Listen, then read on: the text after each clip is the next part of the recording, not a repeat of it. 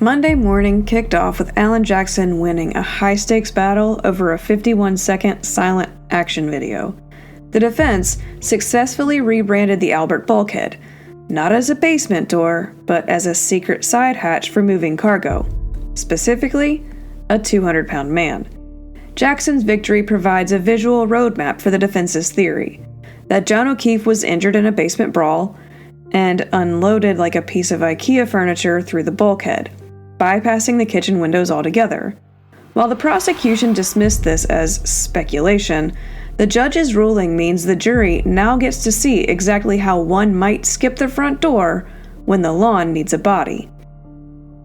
Brian Albert Jr. then took the stand to paint a picture of wholesome domesticity. His 23rd birthday was apparently a thrill ride of card games, seltzers, and family donut rituals. However, for a birthday boy, he had a remarkable lack of situational awareness.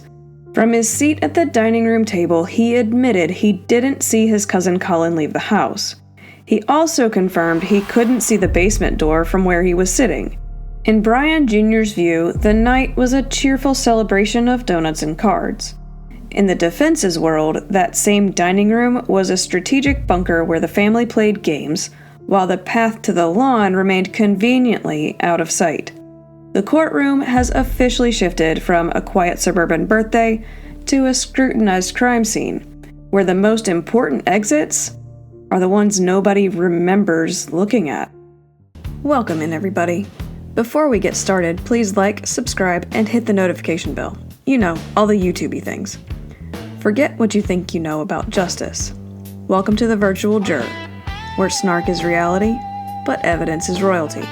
Where at first we look at the FACS, or facts and conjecture shared, before we get into the real stuff. The morning began with the sequel to Friday's Jackson's big screen drama in Sidebar 84. After being told his first home movie was too self-centered, featuring himself a bit too much, Alan Jackson returned with a new 51-second silent action sequence. Jackson's investigator played the starring role, filming a brisk walk from the basement, out the bulkhead door, and straight to the front yard. His goal is to show the jury a secret exit that bypasses the kitchen windows entirely. The defense's logic is that while the inner circle was busy cleaning and not seeing the SUVs in the driveway or on the street, a body could have been moved from the cellar to the snow without anyone looking up from their dishes. Adam Lally was not a fan of this indie film. He argued that since no witness officially puts John O'Keefe inside the house, showing the basement exit is just a way to confuse and mislead the jury into thinking O'Keefe was actually in the cellar. Jackson hit back with a spoiler for his upcoming witnesses. Ryan Nagel and Heather Maxson will testify they looked into Karen Reed's SUV as they left and saw nobody. Jackson laid out the defense roadmap. John O'Keefe was in the basement, got into a fight, hello, black eyes and bloody nose, and hit his head on the concrete. The bulkhead then became the perfect large and heavy object exit strategy. Despite Lally's protests that this was speculative, Judge Cannoni ruled the video could come in, a tactical win for the defense.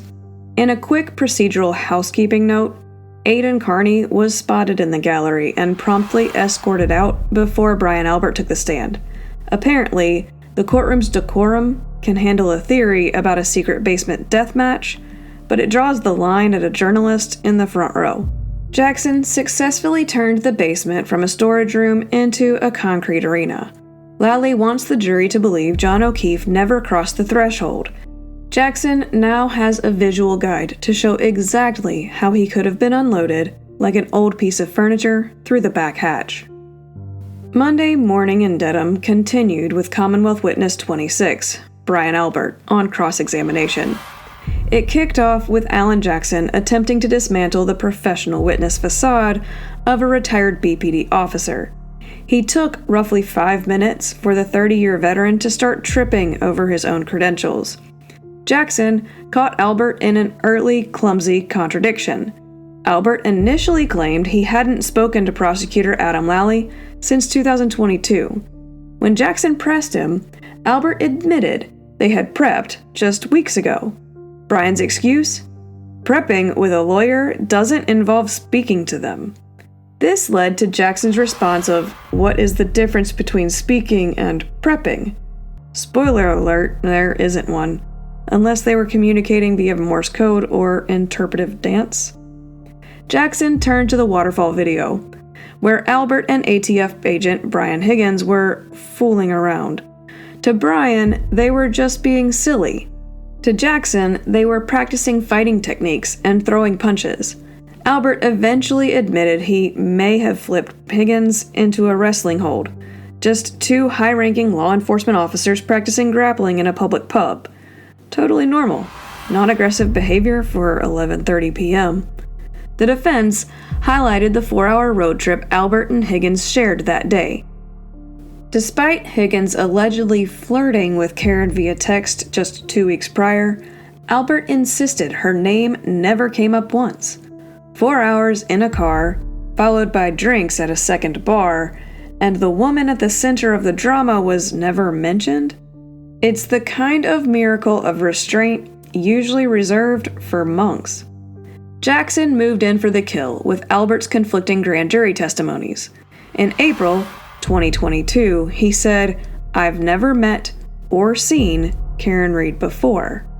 But by June 2023, he believed she was at a bar with O'Keefe on a prior occasion. When confronted with his own transcript, the veteran investigator claimed he didn't recall, making the statements he had just finished reviewing. Brian Albert spent the morning proving that 30 years on the force teaches you exactly how to play dumb in a witness chair. To Brian, a wrestling hold is a joke, and a grand jury transcript is just a collection of words he may or may not have said. The prosecution sees a rock-solid veteran being harassed over semantics. The defense sees a witness who can't remember his own testimony from a year ago, but is 100% certain he did not see a body 30 feet from his front door. Before Alan Jackson could even finish dismantling Brian Albert with his own words, the legal teams huddled in Sidebar 85 to play a game of taboo. The forbidden word? Federal. The court previously decreed that no one could mention the federal grand jury by its actual name, presumably so the jury doesn't start wondering why the Department of Justice is side-eyeing the local Norfolk County case. Jackson was banned from saying non-Commonwealth because it sounded too much like the feds are here. But he can call it the other grand jury, the June 2023 proceeding, or my personal favorite, that thing where Lally wasn't invited. The defense is fighting for every inch of this other jury's existence. They want the jury to notice that Brian Albert's memory miraculously shifts the moment his teammates from the DA's office aren't the ones holding the notepad. We've reached the stage of the trial where we use code names for government proceedings, like they're a secret society. The judge claims this avoids prejudicial impressions. The defense thinks it's a convenient way to hide the fact that the Albert stories tend to mutate when they aren't playing on their home court. To the prosecution, it's a procedural technicality. To the defense, it's proof that Brian Albert is a man with a different story for every zip code he testifies in. Following the sidebar, Alan Jackson returned to the lectern to spin Brian Albert into a semantic spiderweb, proving that the veteran's memory of Karen Reed is about as stable as a house of cards in a nor'easter. Jackson confronted Albert with his sworn statement, "I've never met or seen her before." Albert tried to actually the veteran defense attorney, claiming Jackson missed the end of the quote, "maybe once." Jackson wasn't buying the upgrade. Saying you've never laid eyes on someone and then immediately admitting you met them isn't testimony. It's a rough draft. Under pressure, Albert finally confessed that when Karen walked into the waterfall, he recognized her as John's girlfriend. To the defense, this isn't a lapse. it's a witness caught trying to distance himself from the woman his friend was allegedly flirting with. Despite a 30-year resume in the fugitive unit, Albert played the humble civil servant card. He claimed he had no formal training in GPS or forensics. The irony? He did, however, admit to on-the-job training in tracking fugitives via electronic data. Apparently, Brian is an expert at using digital breadcrumbs to catch criminals, but becomes a total Luddite the moment those same breadcrumbs lead back to his own front door. The cross-examination took a sharp turn into the digital world. Jackson confirmed Albert used the same iPhone for years, right up until the moment a judge formally ordered him to preserve his data in September 2022. Brian Albert wants the jury to believe he's just a cordial guy who forgets faces and barely understands his own phone, despite spending 3 decades hunting people who use technology to hide. To the prosecution, he's a veteran being bullied over minor phrasing, but to the defense, he's a man who revised his memory of the defendant only after the "I don't know her" story hit a dead end, and who is currently sweating over a preservation order for his digital life. The cross-examination of Brian Albert just hit a massive digital pothole in Sidebar 86. It turns out that in September 2022, a judge issued a very clear order: do not touch iPhone 0888. Naturally, for a 30-year veteran of the law, a judicial order is apparently just a vibe one can choose to ignore. Adam Lally tried to bury the issue with his signature hearsay and relevance objection, but Jackson countered with basic logic. If a cop is told by a judge to preserve his phone, and the phone suddenly vanishes, it's not a tech glitch. It's a state of mind. Judge Cannoni, smelling a mess, worried that Albert would blame his lawyer for the missing hardware. To avoid a privileged explosion, she ordered a voir dire, a private mini-trial where the jury is banished to the hallway so the grown-ups can find out if Albert is about to admit to defying a court order. The jury is out, the gallery is cleared of turtle boys, and Albert's personal attorney has been summoned. We are now in the closed-door portion of the trial to determine if Brian Albert treated a mandate like a suggestion. The defense sees this as a classic cover-up. You don't ditch a phone where a judge tells you to keep it unless the data is radioactive. The prosecution sees this as a hearsay headache. They desperately want to go away. In reality, we're taking bets. Did the phone end up in a trash compactor? Or is it currently rehomed in Vermont with Chloe, the German Shepherd? The jury has been banished, and the courtroom has descended into voir dire number 3. This one, a legal interrogation to determine if Brian Albert's missing phone was a casualty of advice of counsel or just a proactive DIY disposal. Brian confirmed he is represented by Greg Henning, a man who has been lurking in the gallery like a legal ghost. Jackson's mission? Prove that Brian ditched the iPhone before his legal shadow was even on the payroll. When asked when he officially hired Henning, Brian deployed his favorite defensive maneuver, being not exactly sure.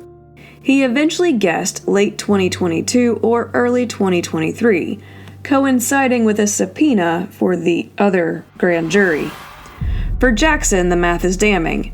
If Brian didn't have a lawyer until late 2022, he can't claim his lawyer told him to ditch the phone in September 2022 when the preservation order hit. The defense's theory is that Brian performed some solo digital house cleaning before he even had a professional to hide behind. But to Brian, dates are hard. Phones are ephemeral, and "I can't say for sure" is a lifestyle. Brian Albert is trying to hide in a fog of chronological confusion, but Jackson is building a calendar that doesn't leave much room for whoopsies. From the defense's perspective, this is a 30-year cop, knowingly defying a judge to incinerate digital evidence. To Brian, it's just another Tuesday, where he can't remember basic facts about his own life. This led to Sidebar 87. The legal tug-of-war over Brian Albert's missing iPhone reached its peak absurdity. While the jury was likely wondering if they'd been forgotten, the grown-ups were debating how to let a 30-year police veteran explain why he treated a judicial order like junk mail. The defense argued that Brian couldn't hide behind his lawyer's advice if he didn't actually have the lawyer when the phone met its mysterious end. Jackson pointed out the obvious. You can't claim your attorney told you to nuke your phone in September 2022 if you didn't hire the guy until 2023. Unless Brian's legal team is capable of time travel, this was a proactive participant disposal. Judge Cannoni continued to play the lexiconographer, ensuring that the other proceedings stayed as vague as possible. The goal was to let the jury know Brian's story changed when he was under a different spotlight, without admitting the feds are the ones holding the flashlight. The huddle was essentially a strategy session on how to handle the Fifth Amendment landmine. If Brian refuses to answer where the phone went, the jury might get the wrong idea, which, to the defense, is exactly the right idea. Sidebar 87 was the final rehearsal before Brian had to face the music, or silence. The prosecution is desperately trying to frame the phone's disappearance as a routine upgrade. The defense is framing it as a 30-year veteran intentionally torching the digital record. Now the stage is set for a private testimony that might be the quietest moment of the trial. Returning from Sidebar, the morning dived headfirst into the digital abyss as Alan Jackson interrogated Brian Albert on why his primary cell phone, the potential black box of 34 Fairview, was traded in for a shiny upgrade just days after a judge ordered it preserved. Jackson read a formal notice from the Commonwealth, dated September 23, 2022, explicitly warning Albert not to alter, delete, or destroy his phone data. Brian Albert, who spent 30 years as a BPD veteran, claimed he had absolutely no memory of receiving a legal warning from his employer. Apparently for Brian, service of process is just more junk mail for the recycling bin. Albert revealed that the DA's office held a cozy conference call with the A-Team, himself, Brian Higgins, Jen McCabe, and Matt McCabe. According to Brian, when Prosecutor Lally told the group to save their phones, Brian simply stayed silent. He didn't feel the need to mention that his iPhone was already sitting in a bin at an AT&T store. His excuse? He was not asked. In a biting exchange, Jackson mocked Albert's claim that he didn't know trading in a phone resulted in a factory reset. Jackson asked if a 30-year cop would really hand over a phone containing private medical info and lawyer chats to a pimply-faced kid at Best Buy, without knowing the data would be wiped. Brian assumed his photos would just come over by magic, and that the rest was irrelevant. Jackson confronted Albert with a previous admission to Brian Higgins. "I'm going to get rid of my personal phone. There's personal stuff on my phone." The defense is indicating a clear search and destroy mission. Brian insists it was just fooling around with words, because nothing says just kidding like nuking a piece of evidence during a homicide investigation. Brian wants the jury to believe he's a technological dinosaur who just happened to crave a new iPhone the same week a judge wanted his old one. Brian wants to be seen as a victim of spectacularly bad timing, while the defense wants him to be seen as a man who treated a judicial mandate like a delete all button. With Brian Albert insisting the Commonwealth's preservation notice must have vanished into a black hole, the lawyers huddled at the bench for Sidebar 88 to prove that the DA's office does, in fact, own a stamp. In a shocking moment of professional alignment, Adam Lally admitted his office absolutely sent the Do Not Nuke Your Data notice on September 23rd or 24th, 2022. Jackson conceded he can't physically force Brian to read his mail, but he wanted the jury to know the government did its job. If the letter never arrived, it's a Brian Albert problem, not a USPS failure. Judge Cannoni greenlit the stipulation, but put Jackson on a leash. He's forbidden from reading the "Do not alter, delete, or destroy" warning for a third time. Apparently, the court thinks the jury has reached their quota for hearing about Brian's digital housekeeping requirements. By agreeing to the stipulation, the prosecution has essentially shoved Brian under the bus. Lally has told the jury, "We sent the warning on time." This leaves the 30-year veteran officer in an awkward position of being the only person in Canton who didn't know his phone was evidence, right up until he handed it to a teenager at a trade encounter. To the defense, the lost letter excuse is as believable as Chloe's permanent vacation in Vermont. The reality is the mailman made it to 34 Fairview. The message just didn't fit the digital sanitation schedule. Back at the podium, Alan Jackson didn't just walk Brian Albert through a timeline. He dragged him through a digital minefield, where upgrading a phone and incinerating evidence are indistinguishable hobbies. After the court confirmed the Commonwealth sent a preservation order on September 23, 2022, Jackson asked the million-dollar question: "Where is your phone?" Albert claims he traded it in during the third week of September, possibly the 22nd. To Jackson, it was a digital sanitization mission, completed exactly 24 hours before the court order could land. Brian wants the jury to believe that after 30 years of keeping a phone, he suddenly felt the itch for a new iPhone. At the precise moment, his old one became a homicide exhibit. The cross-examination then pivoted to the middle-of-the-night activity the Alberts previously swore never happened. Records show that at 2:22 a.m., while John O'Keefe was purportedly becoming a snow angel, Brian Albert's phone placed a call to Brian Higgins.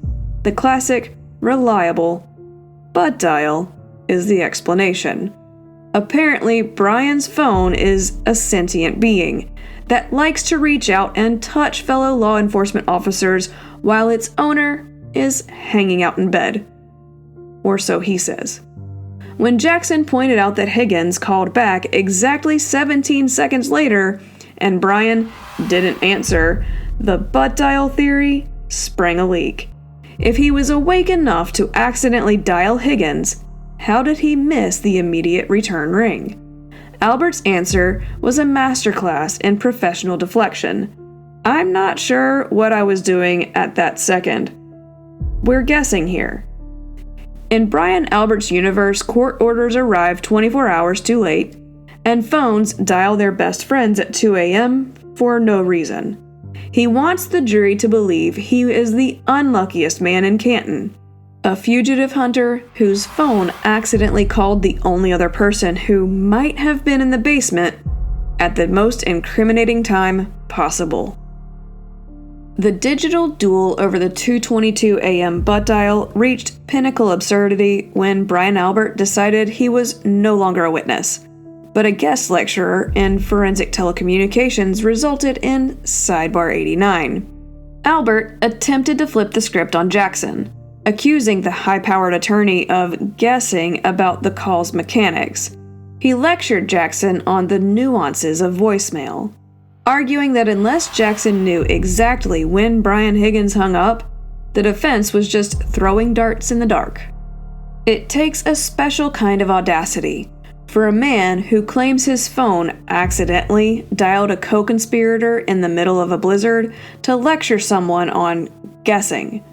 After Jackson quipped, "I think one of us is trying to guess," Lally predictably hit the objection button.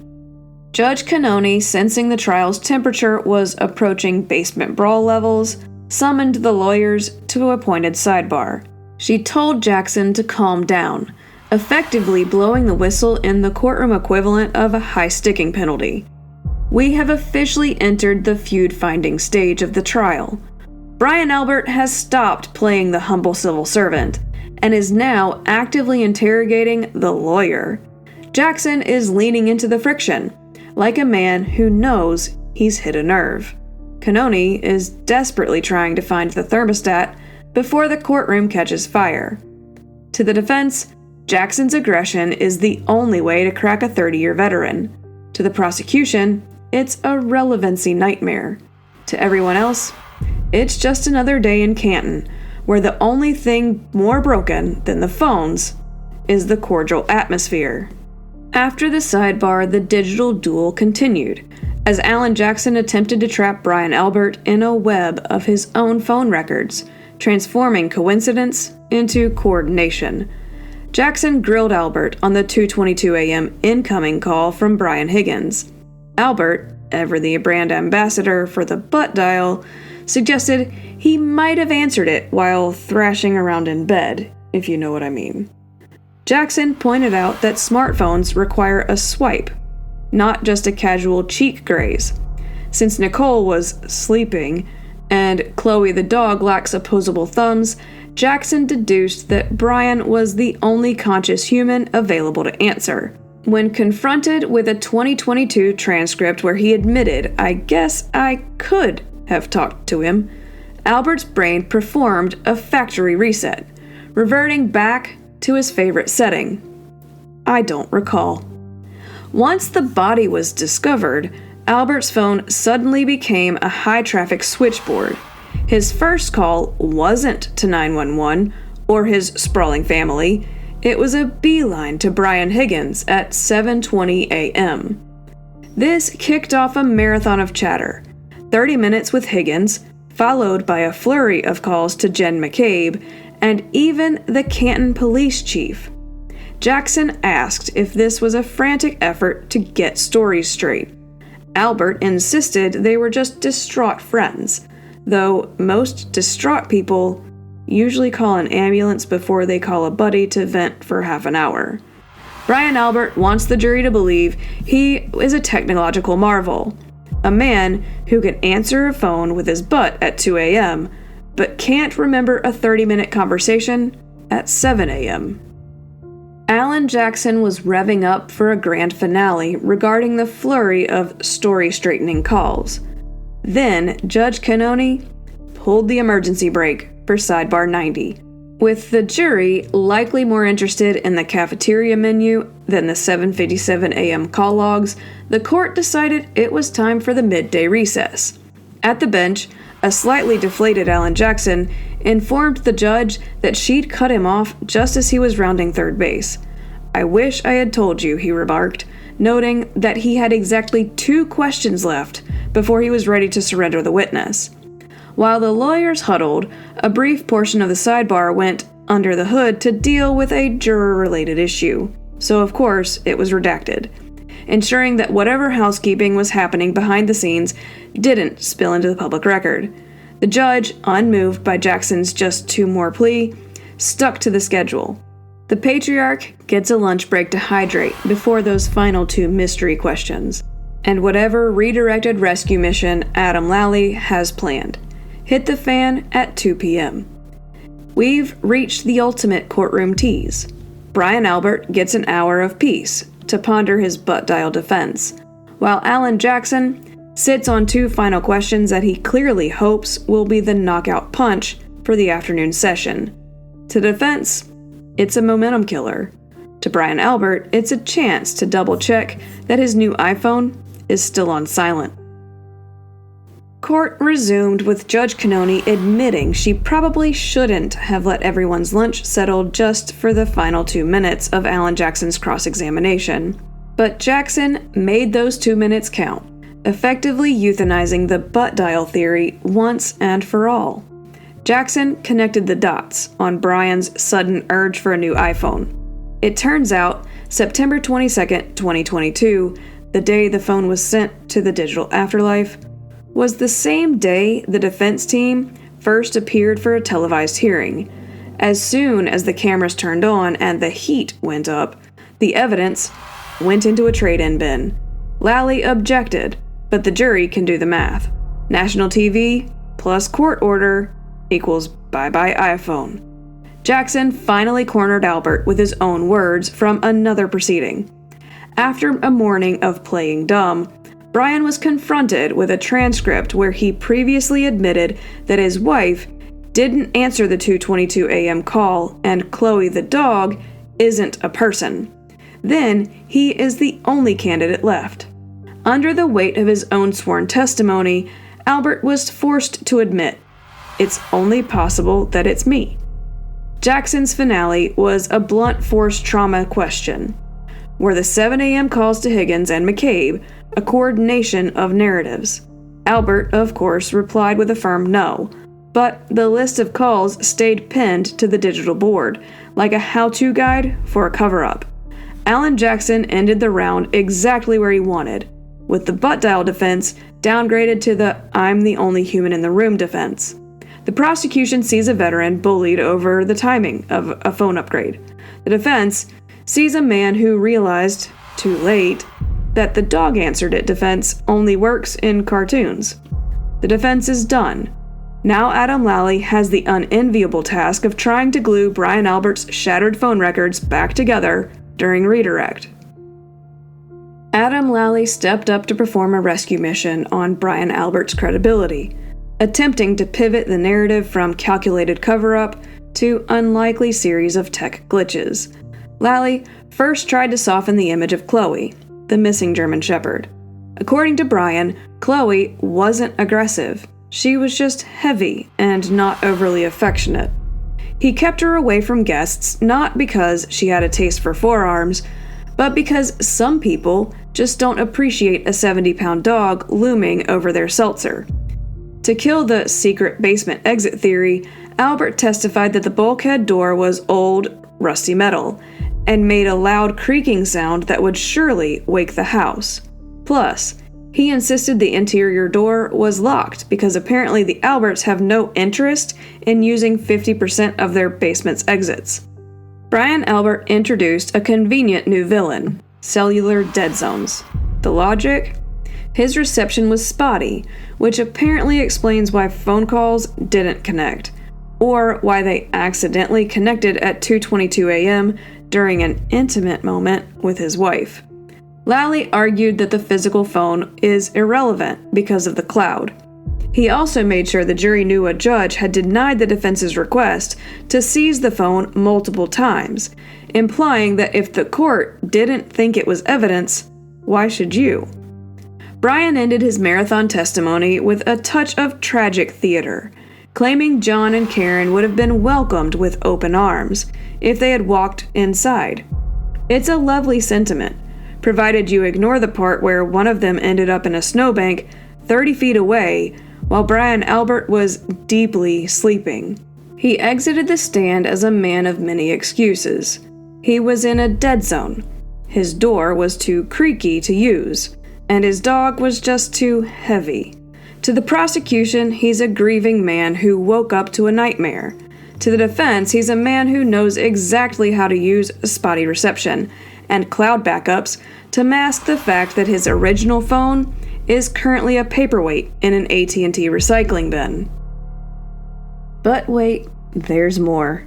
Just as Brian Albert thought he was safely back in his dead zone, Alan Jackson returned for a lightning round to dismantle the witness's suspiciously improving memory. In the morning, Brian couldn't remember where he prepped for the trial. But by the afternoon, he suddenly recalled the exact DA's office address. When Jackson asked what triggered this sudden mental clarity, Brian claimed he was just thinking about it in his head, and that he had only been caught off guard earlier. Apparently, 4 hours in a witness chair is a great cognitive stimulant. Jackson grilled Albert on his midday chat with prosecutor Adam Lally. Brian admitted they spoke briefly, but insisted they only discussed the clock. However, he slipped, and admitted Lally maybe mentioned asking a very specific question about why Brian didn't go outside to help the dying man on his lawn. It's amazing how just checking the time results in a perfectly coached answer for the most incriminating part of the testimony. Lally bragged that the defense's motion to seize Brian's phone was denied in October of 2022. Jackson gleefully reminded everyone that the win was worthless, because Brian had already nuked the phone a month earlier. Jackson's final biting, "Oh, right, the day before. Got it," left the jury with the image of a 30-year cop who is either a psychic or a professional at destroying evidence just before the law catches up. Brian Albert is a man of miraculous timing. He trades in his phone 24 hours before a court order and finds his memory 3 hours after losing it. Up next, the Commonwealth kept it in the family by calling Commonwealth Witness 27, Brian Albert Jr. While his father spent the morning sweating over digital footprints, Brian Jr. arrived to sell the jury on the wholesome homebody version of the night's events. January 28th was Brian Jr.'s birthday, but don't expect stories of a rowdy bash. He painted a picture of a low-key night involving pizza and some friends, including Julie Nagel.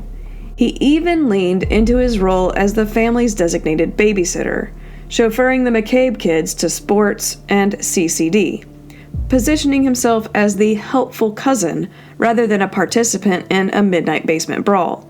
Brian Jr. confirmed the parents arrived from the bar around midnight, describing the vibe as cordial and happy.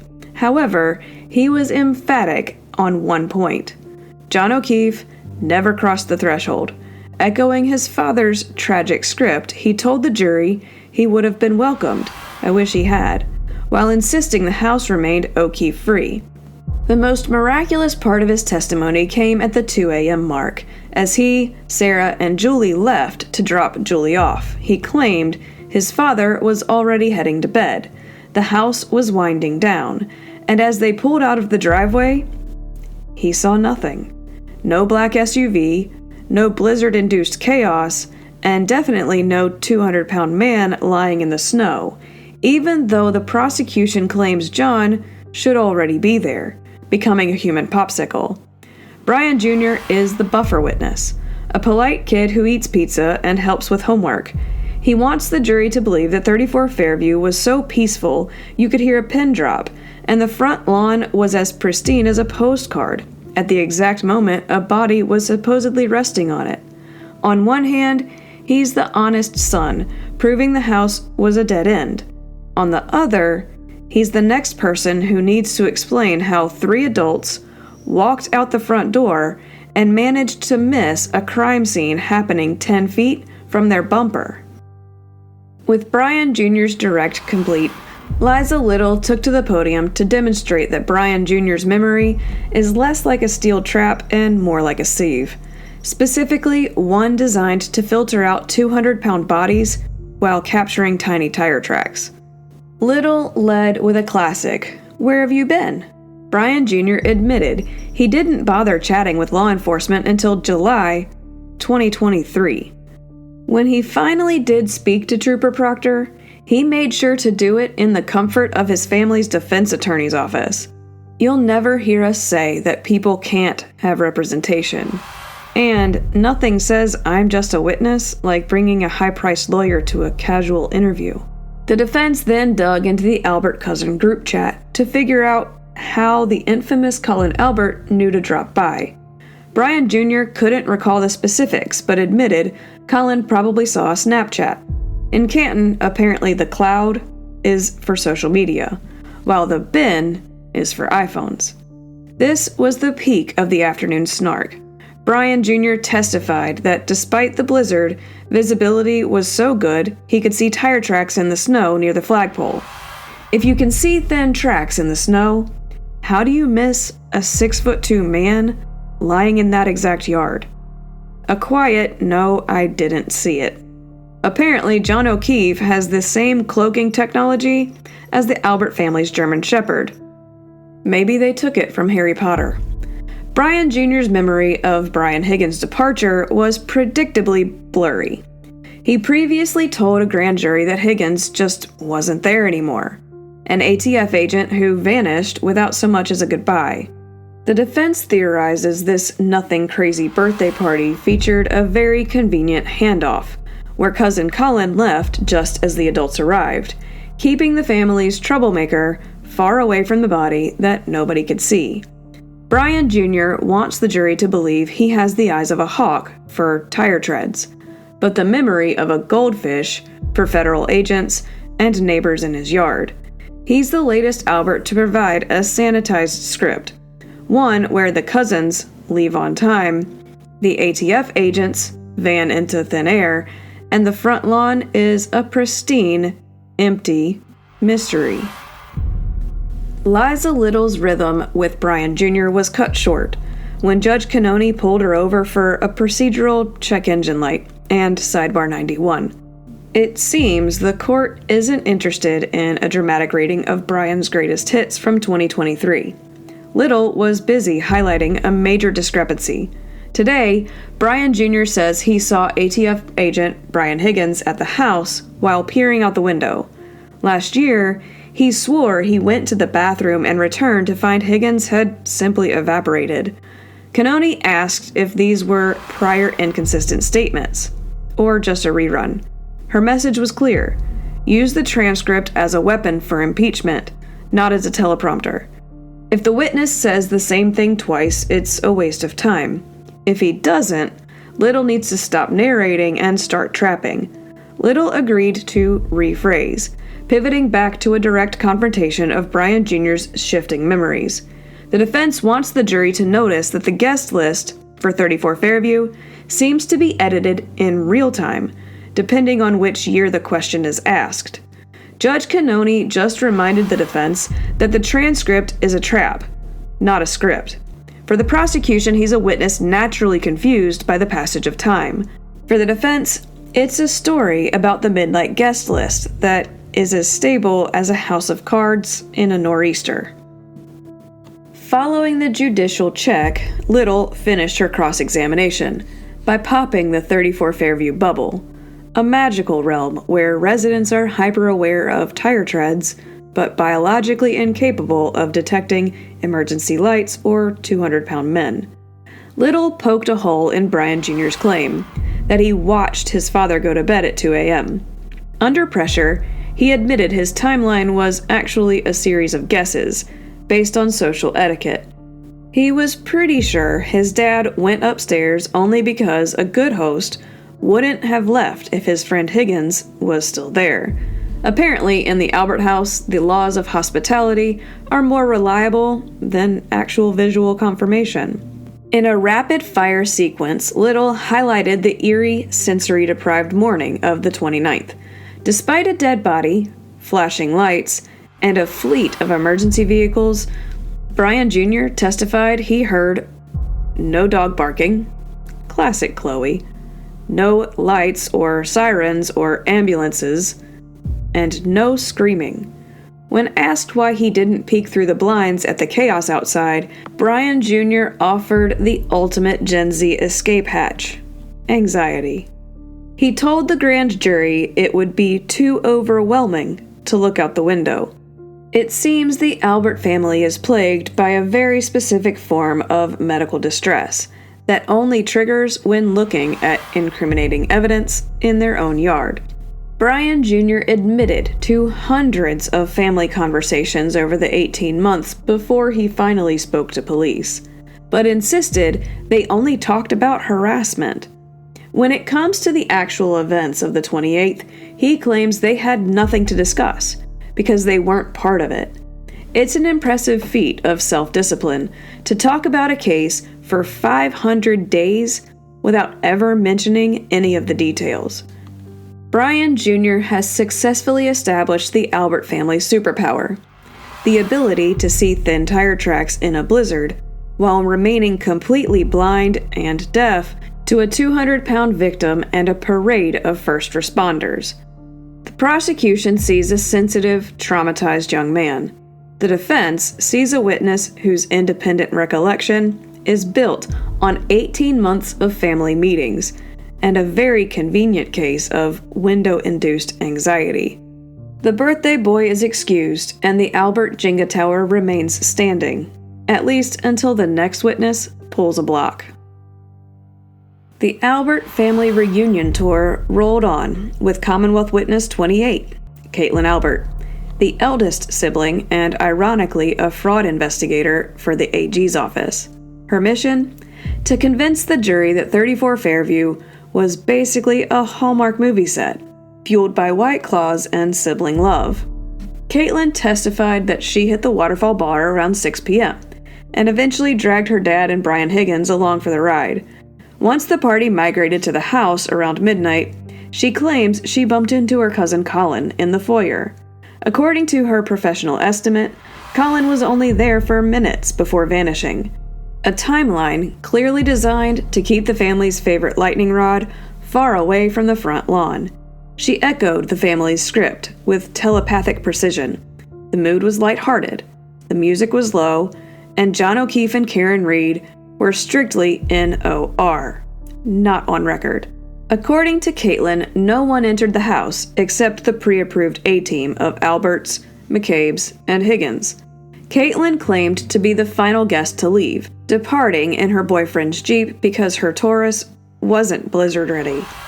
As they pulled away, passing the exact spot where John O'Keefe was purportedly dying, her boyfriend, the driver, was gripped by 10 and 2, driving anxiety. Staring straight ahead at the wipers, Caitlin, the passenger, was too busy gazing fondly at him to look out the window, which resulted in another Albert witness, another 200-pound invisible man in the snow. Caitlin Albert is the ultimate Commonwealth professional, a fraud investigator who didn't see anything suspicious on the night her lawn became a crime scene. The prosecution wants to show she's the reliable, sober-ish daughter, proving the house was a drama-free zone.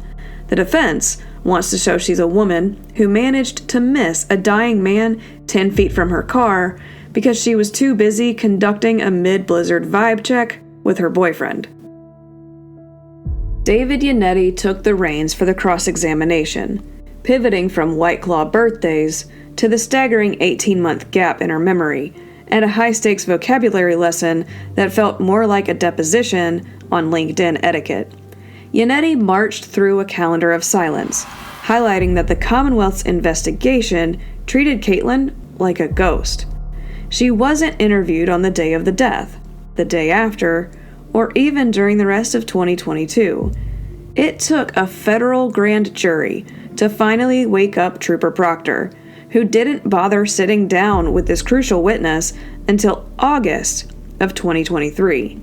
I guess for a fraud investigator, 18 months is just a slight delay in reporting a homicide on your lawn. The tension spiked when Yannetti grilled Caitlin on her relationship with Brian Higgins and first responder Katie McLaughlin. Caitlin's testimony turned into a semantic nightmare. She refused to call her dad's best friend an acquaintance, leading to a convoluted definition involving age proximity and friend-type things. Seems there are marching orders about Higgins regarding the rules of engagement for the next generation Alberts. She admitted to graduating high school and sharing social circles with Katie McLaughlin, but clung to the not a close personal friend qualifier like a life raft. In Caitlin's universe, you can know someone for a decade and still claim they're essentially a stranger if you haven't shared a one-on-one brunch. The debate over what constitutes a friend versus an acquaintance became so heated that Lally threw a flag, leading to a sidebar and a stretch break. The jury was left watching a professional investigator struggle to categorize people she's known since puberty. Caitlin Albert has a very specific set of rules for social categorization. People she knows are just social interactors, and 500 Days of Silence is just a scheduling conflict. For the prosecution, she's a witness refusing to be bullied into overstating her social life. The defense sees instructions on how to downplay connections to key players, whether they're federal agents or the first responders who heard the confession, to keep the official narrative airtight. While the jury took a breather, the lawyers huddled for a high-stakes debate at Sidebar 92 over the definition of friendship. The central mystery: are Caitlin Albert and EMT Katie McLaughlin actually social interactors? Or are they the BFF architects of a cover-up? Adam Lally tried to kill the conversation entirely, arguing that Caitlin's social life is irrelevant. To the prosecution, it shouldn't matter if the homeowner's daughter and the first responder on the scene share a group chat or a favorite brunch spot. David Yannetti wasn't just guessing. He claimed to have a stash of incriminating photos showing the two women arm in arm at baby showers and social outings. Yannetti pointed out the hilarious coincidence that Caitlin used the exact same phrase, "not a close personal friend," as McLaughlin did earlier. It's a linguistic miracle. Either they were coached by the same person, or they spent so much time together, they're starting to finish each other's legal disclaimers. Judge Cannoni, seemingly allergic to Instagram evidence, tried to cap the questioning at 2 more inquiries. Rather than waste his BFF ammunition on a ticking clock, Yannetti retreated, choosing to save his Instagram versus reality moment for the morning session. We have officially entered the yearbook conspiracy phase of the trial. To the prosecution, this is a desperate attempt to find a criminal plot in a pile of social media tags.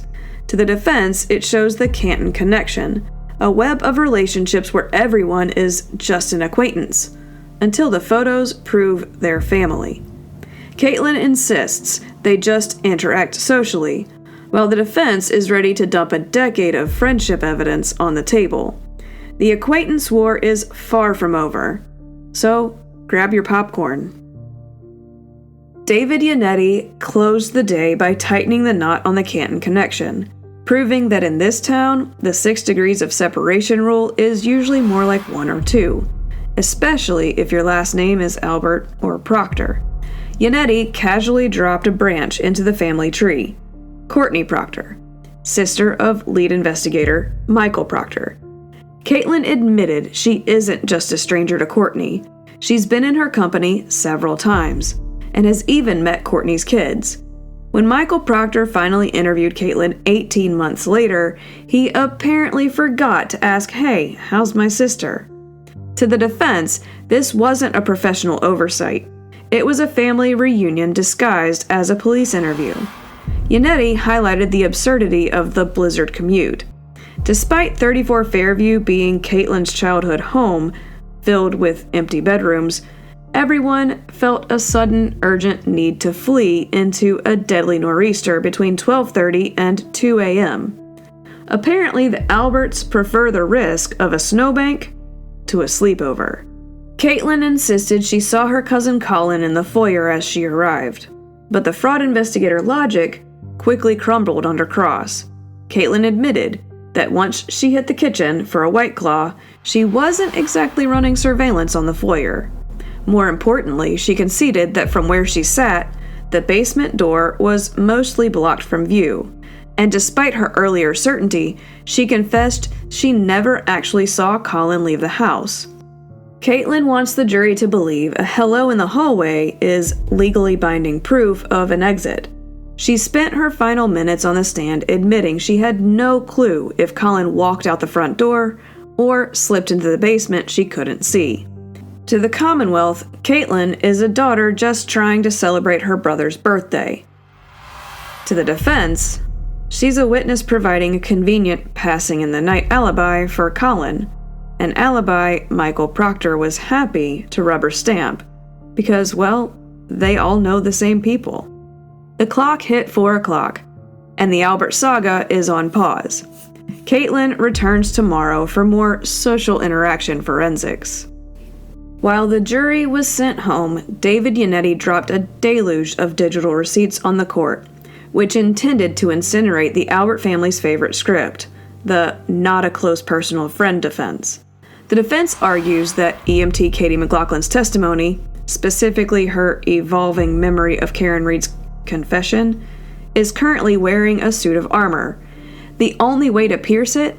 Proving she lied under oath about her lifelong connection to the girl whose lawn John O'Keefe died on. Yannetti teased a collection of photos that make the acquaintance label look like a joke. A 2016 photo of Caitlin and Katie drinking in a hot tub in Maine, because nothing says we barely know each other like sharing a soak in a different state. a June 2021 photo showing the two standing side by side at a baby shower, nuking Katie's claim that she hadn't seen Caitlyn in years. Yannetti reminded the court that Katie's story only became vivid and multi-part after she realized she was at the Albert house. To the defense, this isn't a memory refresh. It's classic impeachment of a loyalist protecting the family brand. Adam Lally hit back with the classic social media is noise argument, even suggesting the photos could be fabricated. He thinks connecting a first responder's bias to her best friend's testimony is a bridge too far, or perhaps just a bridge he'd rather the jury didn't cross. The defense has the receipts, the geotags, and the hot tub pics. They want the jury to see that the Commonwealth's star witness isn't an impartial medic. She's the lifelong bestie of the home team. Lally thinks these are just distractions from what Karen Read allegedly said. The defense thinks these photos are the smoking gun of a cover-up. Judge Cannoni is taking the BFF scrapbook home for some light reading. The Canton social calendar is officially on trial. As the day ended, the courtroom was left dangling on a semantic tightrope, trying to figure out if the Albert family defines friendship by the same standards as the rest of the carbon-based population. David Yannetti spent his final minutes boxing Caitlyn Albert into a corner, until she finally admitted she never saw her cousin Colin leave the house. Apparently, in the Albert household, a hello and a foyer is the legal equivalent of a GPS-verified exit. Even better, we learned that lead investigator Michael Proctor, whose sister Courtney is practically a permanent fixture in the Albert social circle, conveniently developed a case of professional amnesia. During his 18-month delayed chat with Caitlyn, the subject of their shared family vacations and deep social ties somehow never came up. It turns out the investigation wasn't just moving at the speed of a snail. It was intentionally wearing a blindfold. Once the jury was safely out of earshot, the snark reached terminal velocity. Yannetti teased a deluge of social media receipts that threatened to turn Katie McLaughlin's acquaintance, Alibi, into a pile of ash. We're talking 2016 hot tub photos from Maine and 2021 baby shower snapshots. In reality, it's a bold strategy for the prosecution to dismiss these as fabrications, when most people don't share a hot tub with someone whose name they can barely remember. The defense has now successfully framed the Commonwealth's star first responder as a woman whose memory of Karen Read's confession didn't just refresh, it morphed into a cinematic masterpiece only after she realized she was protecting her social interactors' front lawn. Judge Cannoni is currently sleeping on the BFF scrapbook, leaving us all to wonder if tomorrow morning will feature a slideshow of the Canton Connection in all its Maine vacation glory. Well, that's all we have. So as always, love your family, love your pets, love your neighbors, and we'll see you next time.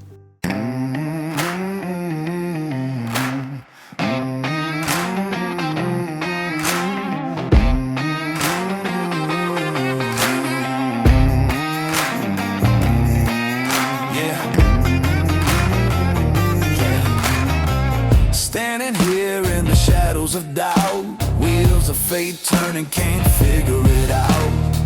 Hands are heavy, hearts of stone. This weight I carry, can't do it alone. Eyes of the crowd burning through my skin, their whispers loud, where do I begin? One road to mercy, one road to pain. Every choice here leaves a blood stain. Bang, bang, bang, bang, bang. As the virtual juror, what do I choose? Every step forward, there's something to lose. Voices screaming, justice chains, rattling fate. What's the price for the call I make?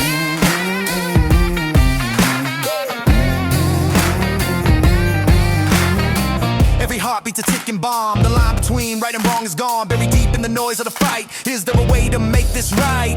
Echoes of their pleas fill the air, shattered dreams scattered everywhere. The gavel falls like thunder crashing, can't stop the tide that keeps on smashing. As the virtual juror, what do I choose?